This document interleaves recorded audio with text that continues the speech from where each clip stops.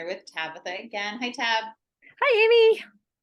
And How's it going? today we're about the muddle of the middle. So if you've written a book, you know about this. But if you're about to, like, don't be scared by what we're gonna say. These are tips that maybe you'll do better than we did our first time around in that middle bit. So you're going along and you get to the middle part. And what happens, Tab? What typically happens? And why do they call it the muddle of the middle?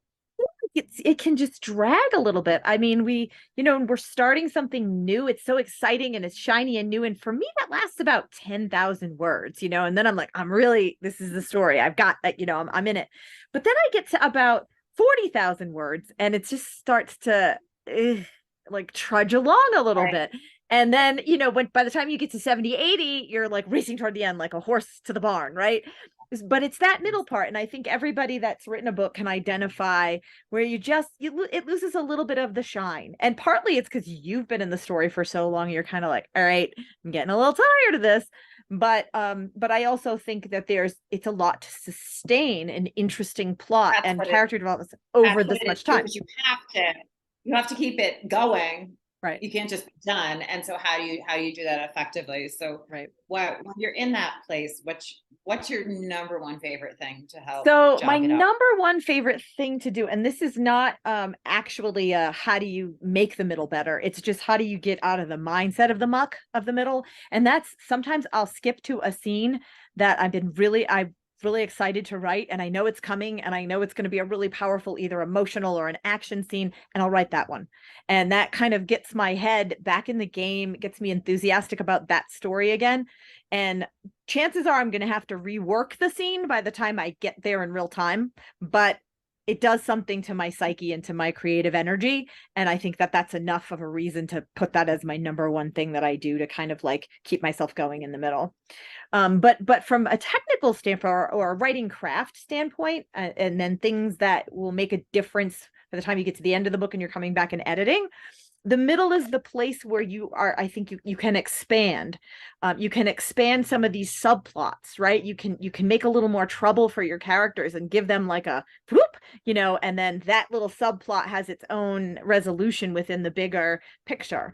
And then you can also, and this is something that Sarah J. Maas, I don't know if all our readers out there read her fantasy stuff, but she does a phenomenal job with her sub characters, or I call them the supporting cast. Like they're really colorful, interesting characters that you care about. They do not overshadow the main cast of the characters, but you're really interested. So when you get to one of their sections or they're featured in it, you're excited to hear from them again, right? And you're interested in what's going on, and they feed into the main plot in a really, really effective way. And so the middle is the place where they can have their voice, and where their story can kind of, be a little bit more, can spend a little more time on it. Because really in the beginning, you're establishing your inciting incident, you're establishing your main cast of characters, that conflict.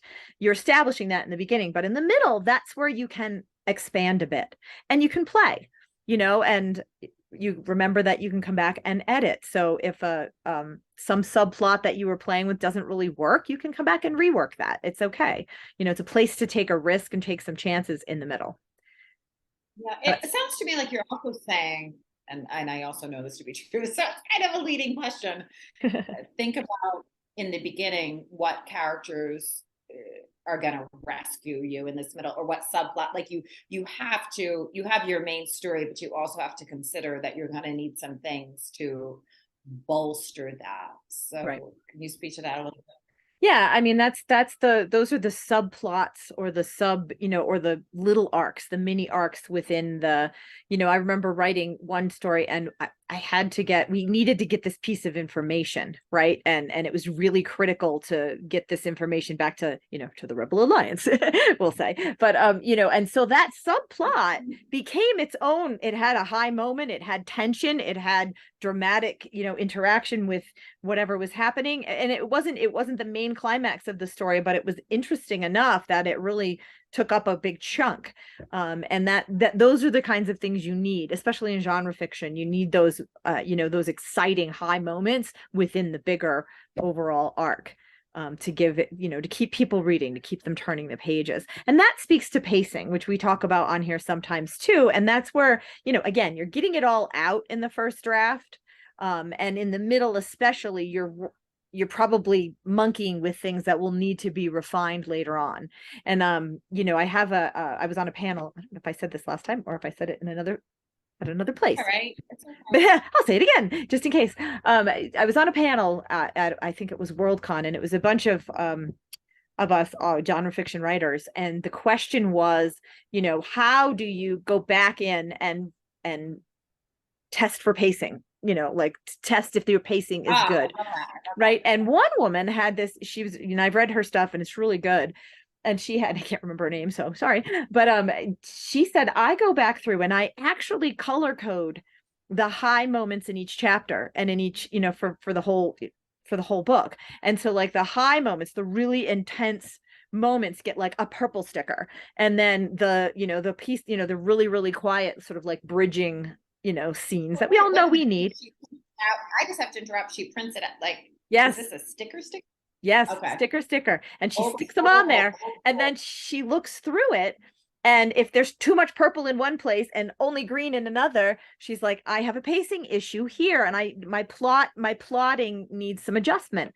And I thought, what an interesting way to go back and refine, do you have enough excitement at this point? Or do you have enough rest, because you need both. So, and the middle tends to be where all the problems happen, right? Like where all the problems occur. But also a lot of rest because you're gearing up for the end, but it's not time for the end yet. Right. And nothing is solved. And that's not, so you need to kind of solve some small things. Exactly. So we chatted before, and one of the notes you gave me that you like to do is cause them trouble for your characters. Yeah. To mix things up a little bit. And I remember with my first book and some of the criticism that I received on it before it was published, and then even after, not as dramatic because I did try to address it in my subsequent edits, but was that everything worked out too easily for the characters. Like, I think I give you that note. Yep. And you probably did. You were not probably the only one. And so, I tried to fix that in that first book, but by the second book, I was really thinking about, how can I cause more trouble for my characters? How can I make it really interesting? And the thing was, the reason I didn't with the first one is fear. You're afraid you won't come up with a solution that works, right? And if you write them into a corner, you're like, oh no, I've written them into a corner and I have no idea how to get them out. But it's actually, I think that can trigger your real creative energy and you can find interesting solutions when you do that. And it doesn't just, like when I do that and I write them into a corner and I'm like, well, I've just messed everything up and everybody's in trouble and they're separated from one another. They don't know where how the hell do I get them back together? And to a degree, trusting the process, you do have to fall back on trusting the process. That's hard to do with your first book, which is probably why I went a little lighter on that than I did in my subsequent books. But, you do come up with ways to do that. For me, sometimes I'll just watch a really good TV series that's got a lot of highs and lows, and I'll pick up pointers and I'll be like, oh, that's how they came up with resolution for that. Or I'll talk it out with somebody like, I don't know how I'm going to get one from there to here. And it's the creative process, and you can get excited about it in the middle because you can take these risks at that point and know that you've got all the time in the world to come back and edit and refine, that this is really, cause trouble for them. And if really it sends you down a path that's not what you intended and it's not better than your original idea, you can back it up and, that's go in a different direction. I love what you're saying here. What you're saying is you're causing trouble for your characters, but you're causing authentic trouble for yourself and that idea. So if you have always in your mind solution, your writing is not going to be super tense because the answer in your mind. But if you're like, that's gonna come through too. It does. It translates. And then the moment you get the solution, that aha moment of like, I know now how it's going to solve, it's so satisfying. Yeah, we've talked about that. So that's a tip inside the tip is just trust that there will be an answer. And some you might have to work harder for, but don't make it easy. Don't, I hate to say it, but don't make it easy on yourself. If you make No. it easy on yourself, you're going to end up with a boring book. Right. And some Yeah. of that, now, if you're a person that gets really stressed about writing yourself into a corner like that, while you're actually writing, like me, I do get really stressed if I can't find the solution. I go back to my outline, and that's where the creative stuff starts happening. I'm not actually writing the scene yet, but I'm thinking it through, and I'm coming up and I'm like, oh my God, they're going here and they're going there, and now they're stuck, and uh-oh, this one, and then I get the aha moment, and then I can go back and write that scene with the tension and the edginess, that because I've been through it, and I didn't know the answer when I started. But there's not a right way to do that part, because I do get too stressed if I don't know. Like, I can't just dive in and pants it. Like, I'm not a pantser. I'm an outliner, not a detailed outliner, but More of where I'm going to, I but need to and know that some direction. But that's part of the creative process too, like that piece of thinking it through and spending hours or days or research or talking it out. That is part of the process. That is part of the creative process. So, and so that's reminding me of something you've said before. So if you are taking, this is like to all of you out there that are writing, if you need to take a day or two and kind of do this writing in your head to work things out, that counts as writing. If you're taking a walk on the beach and the whole time you're working through these scenes, like, oh, what if I did this? What if I did that? That is the work of writing. absolutely, it is. And when you don't hit the word count that you set for yourself for that day, you can feel like, oh gosh, I failed. I didn't do my thing. I can't check it off the list. But that stuff is going to have, those roadblocks are going to happen in your story, and you have to have an effective way of getting to the other side of it. And that might not be sitting at the computer typing. That doesn't mean that you're not making progress. You're not, and you have to shift your mindset. Yeah, you have to shift your mindset about that. And I had to shift my mindset about that for sure, because I'm like, I didn't hit my 1,000-word mark today. And you did. You did. I can hear you in my head being like this. And if you're being honest with yourself, or if you're being lazy, if you genuinely are at that point where you need to work through something and pause and take the time, or if you're just using it as an excuse not to write. Right. You just gotta, that self-honesty is crucial. So let's go through the steps again. Well, I think that it's basically just the fun one to do, to just kind of kick yourself out of the muddy middle in your head, is to write a scene you're really excited about, even if it's out of order. And that goes against everything I believe in terms of, structure and order in my OCD, but I do it because it's like it just will kick my mind back into gear. Then you can think about the middle as the place where you're creating more complexity for both your characters and your plot action. So you can write them into some corners, and you're creating these subplots within the bigger plot that need to be solved in order to get to the end, right?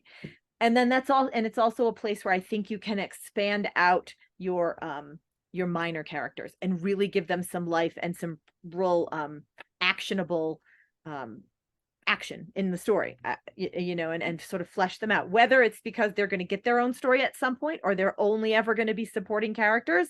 They're still contributing to the excitement and the tension and the big picture of the story. So it's a place in the middle to kind of expand out, and then you can always come back and shave it down and cut it down and refine later for pacing problems and for just what worked and what didn't. So the middle is where it all happens, even though it's the part that you're kind of like, oh, drudgery. And then just the one other thing, which is in addition to all of that, is don't be scared of using any of Tabitha's tips, because you can always edit. If it helps get you through, when you look back and see what you have with the whole thing, you can do what you need to do. And we talk about editing a bunch, and we'll continue to. Yeah. Thanks, Tab. Thank you. Hope it was helpful. I can't wait to talk again. And I'm wondering if maybe one of the fun things for us to do is to go into pacing a little more. And I don't know if we have. I really, when you were speaking, I kept on picturing this visual, and I'm sure there are lots of visuals out there, but maybe we can pick one that's our favorite and put it on our site, authorsbuzz.com, for people to take a peek at. Sure. Until next time. Sounds like a plan. All right. See ya. Yeah.